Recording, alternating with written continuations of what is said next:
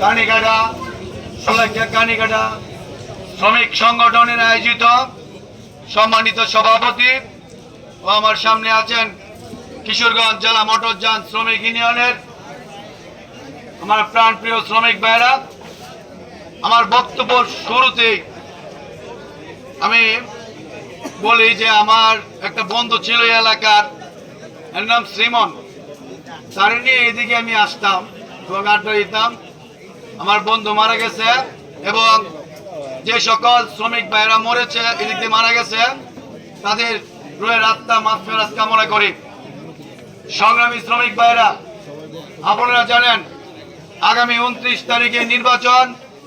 এই নির্বাচন নিয়ে আজকে আলোচনা সভার বাবুল ভাইকে জানাই যে সকলকে একত্রিত করাই আমার ব্যক্তিগত পক্ষ থেকে শুভেচ্ছা ও অভিনন্দন। সংগ্রামী শ্রমিক ভাইরা, আমার নাম রাজীব আহমেদ আসাদ ড্রাইভার। আমি কিশোরগঞ্জের সন্তান। আমার বাড়ি হলো 1 নং ওয়ার্ডে, আপনাদের পাশেই, আর 2 নং ওয়ার্ডে দাঁড়িয়ে কথা বলতেছি। আপনারা জানেন 1984 সালে এই কিশোরগঞ্জ জেলা মোটরযান শ্রমিক ইউনিয়ন প্রতিষ্ঠিত হয়েছে।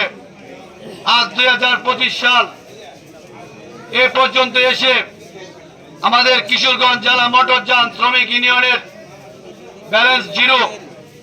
আর এই 29 তারিখে নির্বাচন, যে নির্বাচনটা আমরা করতেছি, এই নির্বাচনটা হলো সকলেই মাথায় ঋণ নিয়ে নির্বাচন করতেছি। যে 29 তারিখে যে নির্বাচনে বিজয়ী হবে, ওই নির্বাচনের মাধ্যমে যে বিজয়ী হবে সে ঋণের বোঝাই মাথায় নিবে। এই জন্য আমি সাধারণ সম্পাদক পদে নির্বাচন করতেছি। আপনারা সকলেই জানেন, অবগত আছেন যে আমি প্রতিশ্রুতি দিয়ে মাঠে নামছি। আর যারা প্রতিশ্রুতি দিতে জানে তারা কথা রাখতেও জানে। আপনারা জানেন আমার প্রতিশ্রুতি 7টা। ব্যক্তি তো বলা যাবে না, সময় স্বল্প, আরো অনেক বক্তা আছে তারা কথা বলবে।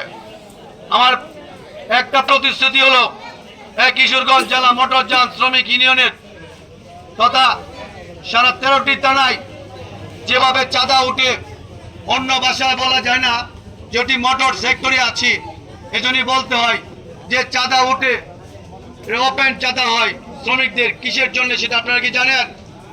আমার মনে হয় জানেন না। আমাদের কিছু কিছু শ্রমিকরা জানে না। সে চাঁদাটা উঠে আমাদের শ্রমিক কল্যাণ তহবিলের জন্য।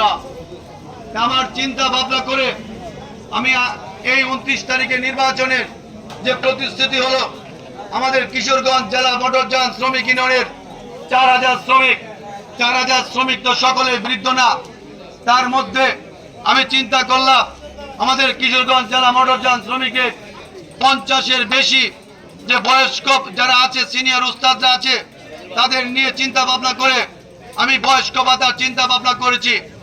যদি আমি নির্বাচিত হতে পারি, যদি আমার রিক্সা মার্কা নির্বাচিত হতে পারে, আপনারা জানেন আমার আরো কিছু প্রতিশ্রুতি আছে, যেটার মধ্যে আমরা সকলে ড্রাইভার, যেহেতু ড্রাইভারদের নির্বাচন, ওই নির্বাচনে আমরা ড্রাইভার যারা নুন আনতে পান্তা পোড়ায়, আপনারা সকলে জানেন আমরা ড্রাইভার, তারা প্রতিদিন ঢাকা থেকে কিশোরগঞ্জ গাড়ি নিয়ে যায়।